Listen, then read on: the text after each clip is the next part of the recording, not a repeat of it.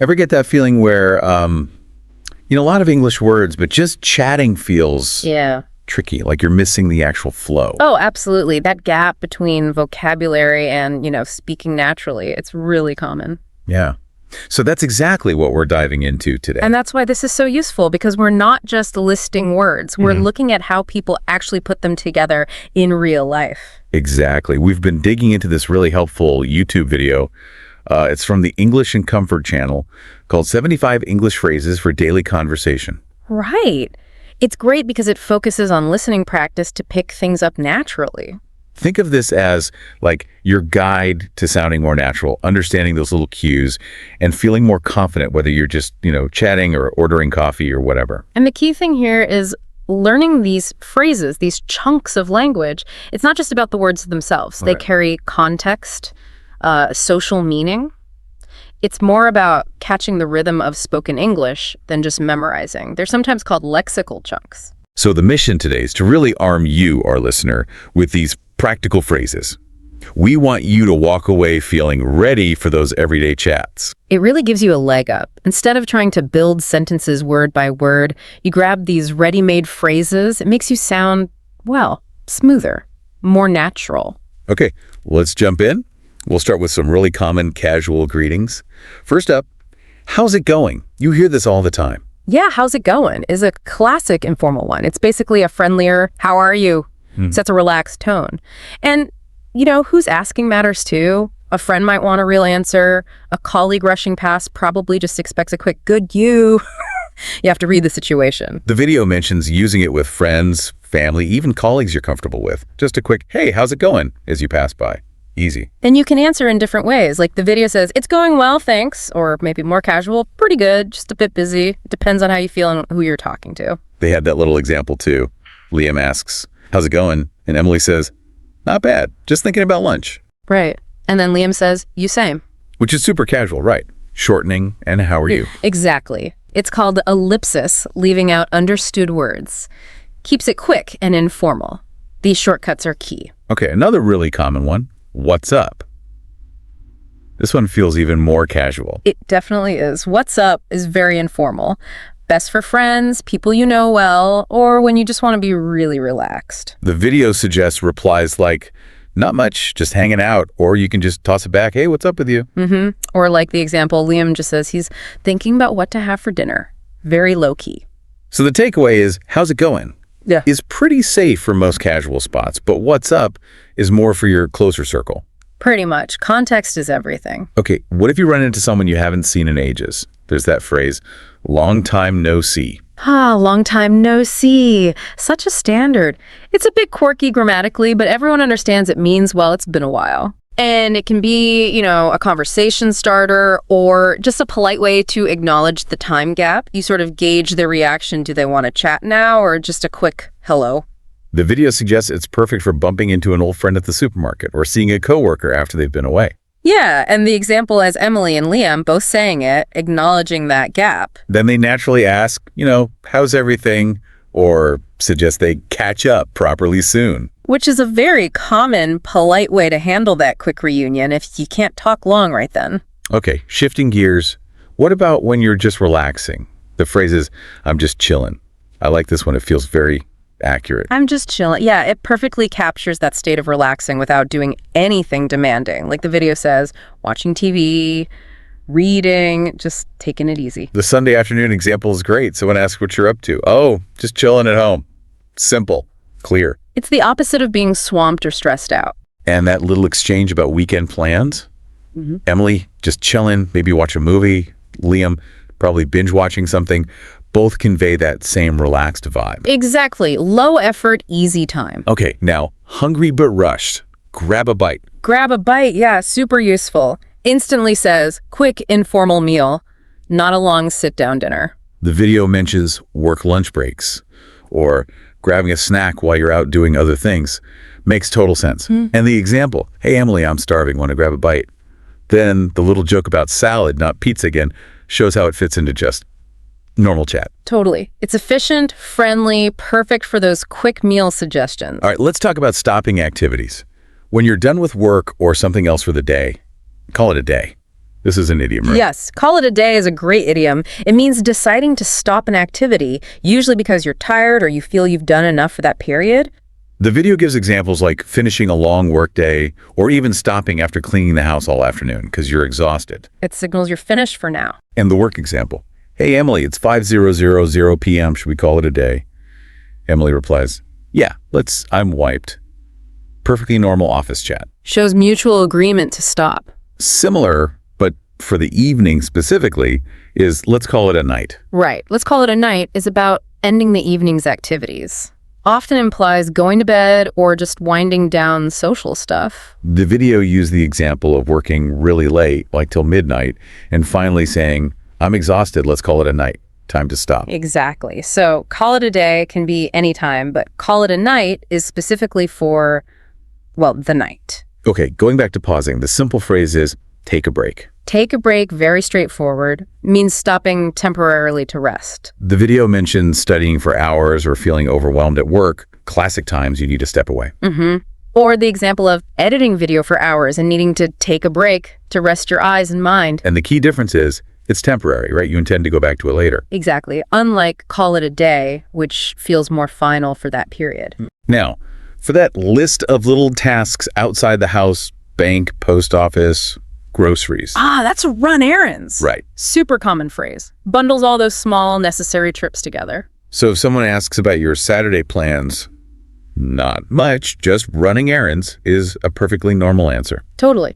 Covers, going to the bank, picking up dry cleaning, all that stuff. It's efficient language. Okay. Saying goodbye, but wanting to stay connected. Keep in touch. Keep in touch. Polite, standard phrase. Expresses a desire to maintain contact, even if you won't see each other often. Like the video said, when someone's moving away or changing jobs. Yeah, the example of Emily moving and agreeing to keep in touch. Maybe send postcards. It's a nice sentiment. It's more about the feeling than a concrete plan sometimes. Often, yeah. It shows good intention. What about when you're rushed? Short on time. Then you're in a hurry. Simple, direct. Very. Tells people you don't have much time. Like the video's examples, late for work, catching a train, explains why you might seem abrupt. And the example where Emily has to cut Liam off politely. Sorry, I'm in a hurry, got to catch my bus. Perfect use case. It signals that time is the priority right now. Urgency. Okay, the phrase pick up. The video mentioned its main meaning is collecting something or someone. Right. Pick up is versatile. It can mean collecting physical things like groceries or even non-physical things like information. Or people. Picking someone up from the airport. Exactly. And the example is simple. Liam asks Emily to pick up some milk on your way home. Everyday request. And Emily's funny reply about not drinking it all adds that natural conversational touch. Next, being prepared. Just in case. Just in case. Yeah. I love this one. It's all about preparing for a possibility, even if it's unlikely. Backup planning. Taking an umbrella just in case it rains, the classic example. Or packing a sweater just in case it gets cold. Right. Or, like the video mentioned, bringing extra snacks to a long meeting just in case. It's practical foresight. Okay, when you're focused on getting tasks done. Get things done. Sounds productive. It is. It emphasizes efficiency, focus, determination to complete tasks. I'm staying late at the office to get things done. Clearly signals your intention. Or Liam's weekend plan to catch up on work and errands. He says he's got to get things done. It shows that focused effort. Now, catch up. The video said it has a couple of meanings. Yeah. Catch up is flexible.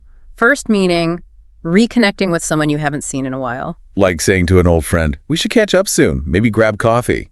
Update each other on life. Exactly. The second meaning is getting back on track with something you've fallen behind on. Oh, right. Like needing to catch up on emails after being sick. Or catching up on a TV show you missed. The video had that funny bit about Emily needing to get things done instead of catching up on a new series. The eternal struggle. Yeah. Productivity versus leisure. What about when something's broken? Simple. Out of order. Very clear. Yep. Means not functioning correctly. Coffee machines, elevators, websites. Seeing that out of order sign on the office coffee machine? Pure pain. Right. Or the printer being out of order again. Relatable frustration. It's just a clear, simple explanation. Okay. Constantly busy, always moving. That's being on the go. Paints a picture, doesn't it? It really does. Suggests a hectic schedule, rushing between meetings, errands, appointments, little downtime. I'm always on the go, or I've been on the go nonstop all week. captures that busy lifestyle, It often implies you're quite occupied. which leads nicely to the opposite idea. Enjoying a good moment fully. Make the most of it. Make the most of it.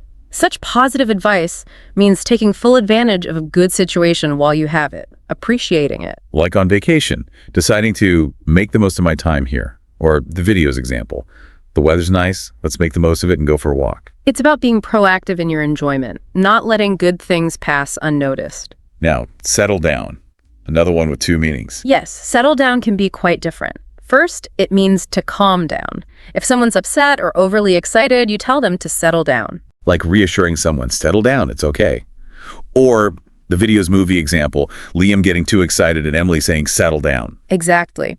The second meaning is about establishing a stable lifestyle. Often after traveling or moving around a lot, putting down roots. Someone might say, after years of backpacking, I'm ready to settle down.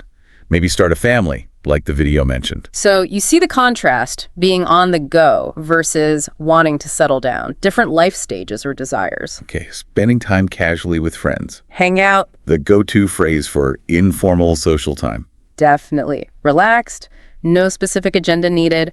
Want to hang out this weekend? Could mean anything. Movies, coffee, just chatting. The video contrasted hanging out with friends and just hanging out at home. Both fit. It's all about that relaxed, spontaneous vibe. Yeah, when it's time to leave or start a trick, You hit the road. sounds energetic. It does. It's an idiom for starting a journey or simply leaving a place. Okay, meeting's over, let's hit the road.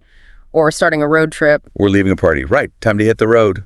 Concise. Yep, signals departure. What about awkward situations, trying to start a conversation? That's when you need to break the ice. Important social skill. Very. It means initiating conversation in a stiff or unfamiliar setting to make people feel more comfortable. Networking events, parties where you don't know anyone.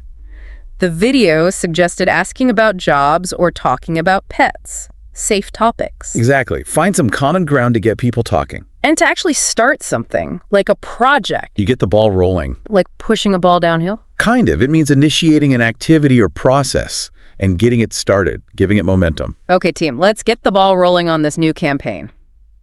A clear call to action, like us starting this deep dive recording. Perfect example. Moving from talk to action. We already talked about what's up, but just a quick reminder, super casual greeting. Extremely casual. Good for friends, relaxed settings. Low expectation for a detailed answer. And long time no see. Keep that one handy for those surprise reunions. Definitely a key phrase for those moments. Okay, extreme tiredness. I'm beat. Short and clear. Very.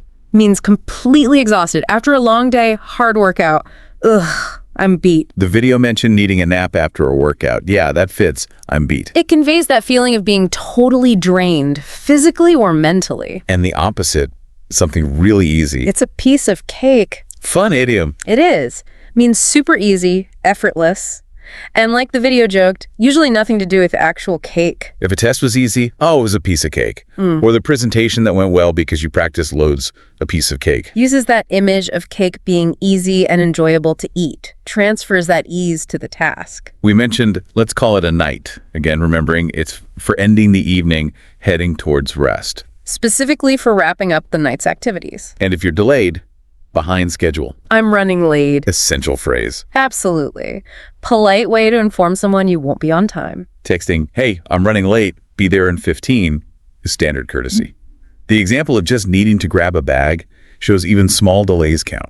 Key is to let people know. Maybe give an estimated arrival time if possible. Need someone to wait just a moment. Hold on a second. Handy and polite. Very. Quick way to ask for a brief pause, like when you're on the phone and need to check something quickly.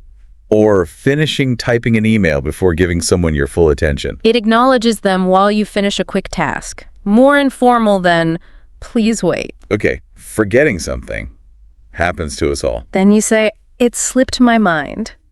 Sounds gentler than I forgot. It does. Suggests it wasn't intentional, just a momentary lapse. Oh no, the meeting notes. It totally slipped my mind.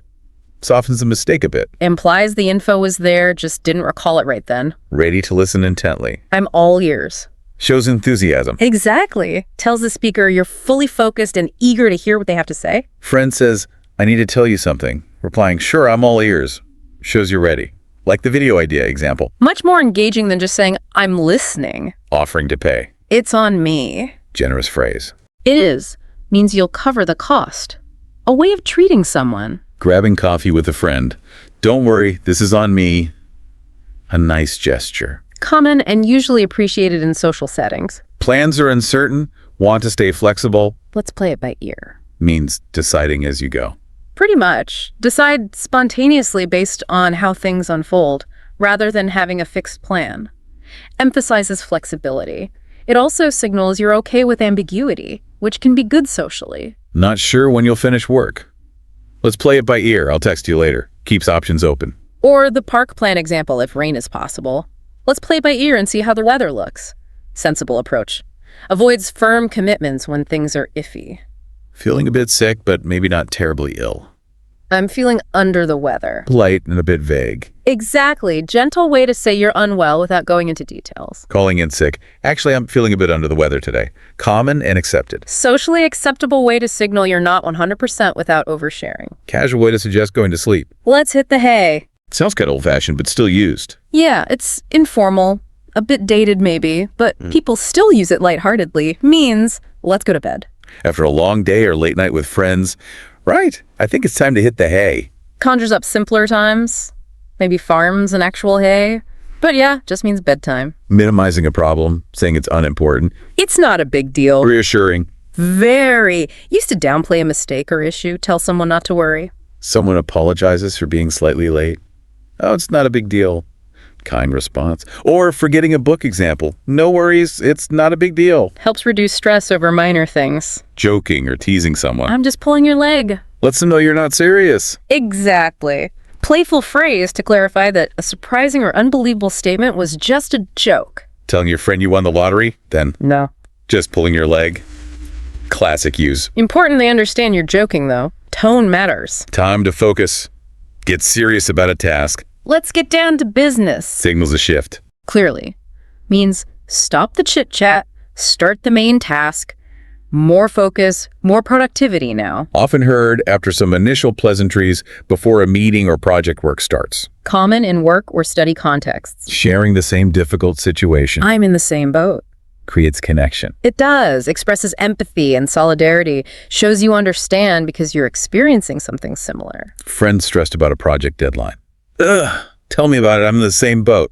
Shared misery. Connects you on that level of shared difficulty. We mentioned it's up to you. Reminder that it hands the decision over. Yep. Puts the choice firmly with the other person. Finishing up, concluding something. Let's wrap it up. Signals the end is near. Common way to conclude a meeting, discussion, or activity. Time to finish. It's interesting how many ending phrases are gentle, like this. Call it a day, call it a night. Maybe reflects a preference for softer endings. Saying it in a meeting. Okay, let's wrap it up for today. We'll continue next week. Clear closure. Brings things to a neat end. Now, a negative one. Blaming someone else unfairly. Throw someone under the bus. Ouch. Strong image. It is. Strong idiom meaning to betray someone, blame them to save yourself from trouble. The example of a teammate making a mistake but blaming you instead that's being thrown under the bus. Yeah. Or forgetting tickets and blaming someone else. Definitely not cool. Implies a selfish act, sacrificing someone else for your own game. Revealing a secret. Maybe accidentally. You spill the beans. Another colorful idiom. Yeah. Means revealing confidential information, often unintentionally. Letting slip about a surprise party or that the boss is leaving. Examples of spilling the beans. Or warning someone. Don't spill the beans means keep quiet. Suggests an uncontrolled release of info. When someone is exactly right about something. They hit the nail on the head. Perfect accuracy. Exactly. Means their assessment or understanding is precisely correct. Shows insight. Someone guesses exactly why you're tired. You were up late gaming again. Yeah. Wow, you hit the nail on the head. Satisfying when someone gets it exactly right. Being creative, finding new solutions. Think outside the box. Common business buzzword, but useful. It is. Encourages unconventional thinking, looking beyond the obvious answers. Stuck on a work problem. We need to think outside the box. Promotes innovation. Encourages a fresh perspective. Not believing something fully, being skeptical. Take it with a grain of salt. Means be cautious about believing it. Precisely. Advise skepticism, don't accept it as completely true, especially if it sounds exaggerated or unreliable. That app claiming fluency in a week. Yeah, take that with a grain of salt. Okay. Or magic coffee claims, Reminder to be critical of information. something that happens very rarely, Once in a blue moon. like almost never. Pretty much. An idiom for very infrequent events. Maybe you eat fast food once in a blue moon, or that cousin you never hear from calls once in a blue moon. Emphasizes the rarity. Everyone agreeing or understanding. You're on the same page. Crucial for teamwork. Absolutely. Means shared understanding and agreement on goals, plans, etc. Planning a group trip. Need to make sure everyone's on the same page about the budget and activities to avoid problems later. The podcast plan example 2, vital we agree. Fosters alignment, prevents confusion. Something super modern, advanced. It's cutting edge. Implies the very latest. Yes, at the forefront of technology, style, or innovation. Very advanced. New phone tech, advanced medical treatments, even a fancy new oven could be called cutting edge. Signifies the most recent stage of development. Starting over after something failed Go back to the drawing board. means a complete restart. Usually, yes. Starting the planning or design process over again because the previous attempt didn't work. Cake burns. Experiment fails. Bike repair goes wrong. Might be time to go back to the drawing board. Implies rethinking the whole approach. Working very late into the night. You're burning the midnight oil. Sounds tiring. It usually is. Describes working or studying late, putting in extra hours, often sacrificing sleep. Students before exams, people finishing urgent projects. Often burn the midnight oil Highlights dedication, maybe desperation. when it's someone else's turn to act or decide. The ball is in your court.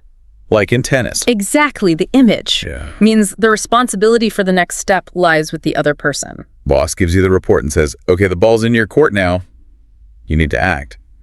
Or inviting people, ball's in your court to RSVP. Clearly assigns responsibility for the next move. Something extremely expensive. It cost an arm and a leg. Dramatic way to say pricey. Very. Emphasizes that something is incredibly expensive, a major financial outlay. That designer handbag. The fancy sports car.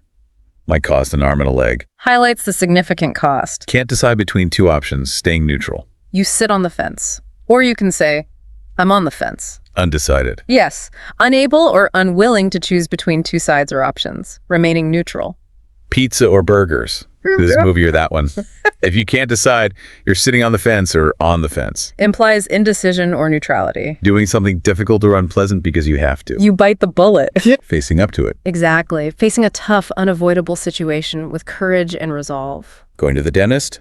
Having that awkward but necessary conversation. Finally tackling that horrible cleaning job. Sometimes you just have to bite the bullet. Suggests stoic endurance of something unpleasant. Summarizing something briefly. In a nutshell. Like putting it in a tiny container. That's the idea. Means giving a very brief, concise summary, the main points only. So the movie, in a nutshell, was about, or describing your complicated weekend in a nutshell. Quick way to convey the essence of something. Advising someone to relax. Take it easy. Simple and common. Very. Friendly advice to relax, not worry, not work too hard. Friend freaking out about a test. Hey, take it easy, you've studied loads. Reassuring. Gentle encouragement to de-stress. A situation where everyone benefits. That's a win-win. Mutually beneficial. Exactly. A situation or outcome where all parties involved get something good. Sharing dessert means you both try two kinds. Win-win. Finishing a project early means the client's happy and you get a break win-win. Implies a positive outcome for everyone. Agreeing strongly, saying someone's exactly right. You're spot on. More emphatic than just, you're right. Definitely. Enthusiastic agreement. Yeah. Confirming someone's accuracy perfectly. Someone guesses your exact coffee order. Wow, you're spot on. Strong affirmation. Politely saying you don't like something. It's not my cup of tea. Classic British English, but understood widely. It is. Polite, indirect way to express dislike or lack of interest. Offered tickets to a heavy metal concert, but you prefer classical. Thanks, but it's not really my cup of tea. Much softer than, I hate heavy metal. Socially graceful way to decline or express disinterest. Reaching your absolute limit of patience. Yeah, the last straw. Finally had enough. Exactly. The final annoyance in a series of problems that makes you lose your patience completely. After a terrible day, the wifey goes out again. Okay, that's the last straw. Signifies the breaking point. Encouraging someone to keep going through difficulty. Hang in there. Supportive phrase. Very. Urges perseverance during a tough time. Offers moral support. Friends struggling with exams or a stressful job. Hang in there, you'll get through it. Conveys hope and endurance. Agreeing to do something immediately. I'm on it. Quick and capable. Shows willingness and promptness. Assures someone you'll take care of their request right away. Can you send that report? Sure, I'm on it. Or can you grab milk? Yep, I'm on it. Conveys efficiency and responsibility. Wishing good luck, especially for a performance. Break a leg. Seems counterintuitive. It does. It's a theatrical superstition, wishing good luck by saying the opposite. Used before stage performances, but also sometimes for job interviews, exams, presentations. A fun, encouraging gesture. Traditional way to offer best wishes in those contexts. Asking someone for their idea or plan. What do you have in mind? Invites input. Yes, polite way to ask for suggestions or thoughts. Someone says, let's do something fun this weekend. You ask, okay, what do you have in mind? Encourages them to share their idea. Promotes collaboration. An obvious, easy decision. It's a no-brainer. Requires no thought. Pretty much. An idiom meaning the choice is so clear and obvious, it requires little or no mental effort. Offer someone cake or broccoli. For most, choosing cake is a no-brainer. Signifies an easy, straightforward choice. Need time to decide, want to think overnight, I'll sleep on it. delaying the decision. Yes. Common way to say you need more time to consider something before committing. Big decision, like a job offer or that skydiving invitation. Let me sleep on it. Reasonable request for time. Indicates need for reflection. Something sounds familiar, but you can't quite place it. That rings a bell. Vague memory trigger. Exactly. An idiom used when a name, place, or piece of information sounds familiar, but you don't recall the specific details. Hear a name from the past. That rings a bell, but I can't picture them. Suggests a faint recollection. Putting in extra effort, doing more than required. You go the extra mile. Exceeding expectations. Precisely. Doing more than is necessary or expected to achieve something or help someone. Adding helpful, unasked for details to a report. That's going the extra mile. Demonstrates dedication and high standards. Doing something cheaply or poorly to save time money. That's cutting corners. Leads to low quality. Often, yes. Doing a task inadequately or skipping important steps to save resources. Using cheap materials, rushing a job. Examples of cutting corners usually results in a worse outcome. Implies sacrificing quality for efficiency or cost savings. Deciding not to worry about a future problem until it happens. Let's cross that bridge when we come to it. Deal with it later. Exactly. An idiom advising against worrying about potential future problems until they actually arise. Friend worrying about potential flight delays weeks before a trip. Hey, let's cross that bridge when we come to it. Focus on the present. Encourages dealing with actual problems, not hypothetical ones. Stating a plain, maybe uncomfortable truth. Let's face it. Time for realism. Yes.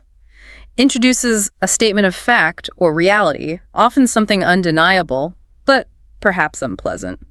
We want to finish by Friday, but let's face it, with these delays, it's unlikely. Honest assessment. Or, let's face it, I'm never going to enjoy waking up at 5 a.m. Encourages accepting reality. Plans are uncertain, undecided, It's up in the air. like floating.